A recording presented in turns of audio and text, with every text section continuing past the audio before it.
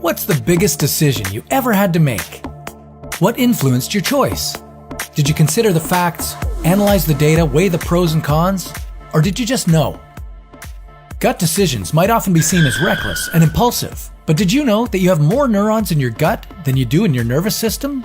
Put simply, your stomach is a second brain. So how about some food for thought? Your gut plays a key role in regulating your emotions, which influences how you interpret information and make decisions. This is why most people prefer to rely on their nervous system when it comes to making a choice.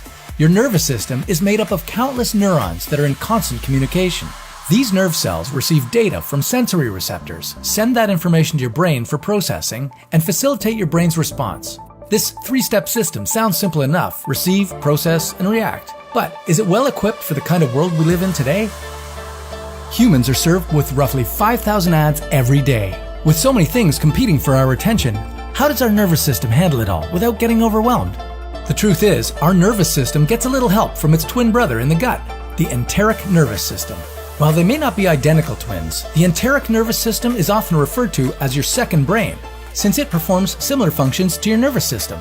Millions of neurons line your esophagus, stomach, small intestine, and colon. These include major neurotransmitters like serotonin and dopamine that help regulate your emotions.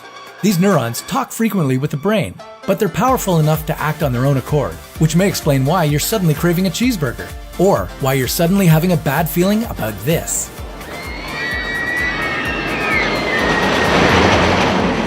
But these intuitive feelings aren't just a bunch of nerve cells at work.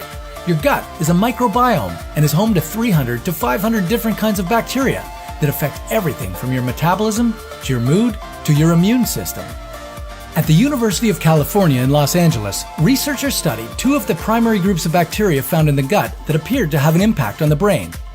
Working with a sample of 40 healthy women, researchers found that those who had higher levels of a bacteria called Prevotella had greater connectivity between emotional and sensory brain regions, while also having a smaller and less active hippocampus.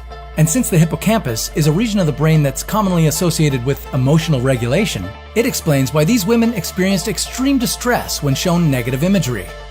In contrast, women who had higher levels of a bacteria called Bacteroides had more active hippocampi and stronger problem-solving and information-processing brain regions. They were better able to deal with the negative emotions they felt when seeing the same negative imagery. All this goes to show that your gut, meaning the bacteria and neurons it houses, has a direct influence on your mental state and how your brain processes information. And while it would seem to have a mind of its own, you can still have an impact on how your gut thinks. Your diet, for example, can influence the kind of bacteria that grows and prospers in your gut's microbiome, meaning that based on what you eat, you can nurture the types of bacteria that produce positive emotions like happiness and confidence. And studies have proven that increased positivity produces stronger decision-making abilities. So now that you know it's not just butterflies in your belly, how will you make your next big decision? How will you feed your gut going forward?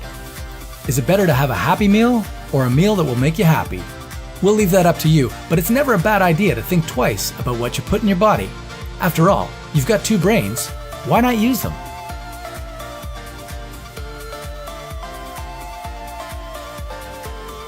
Want proof of a good gut decision? In the 1930s, stomach cancer was the leading cause of death in the United States. Today, it's not nearly as high, and that's because we've changed the way we eat. As refrigeration became more popular, more fresh fruits and vegetables became available, and we didn't have to eat as much salted and smoked meats. That said, a little indulgence never killed anybody either.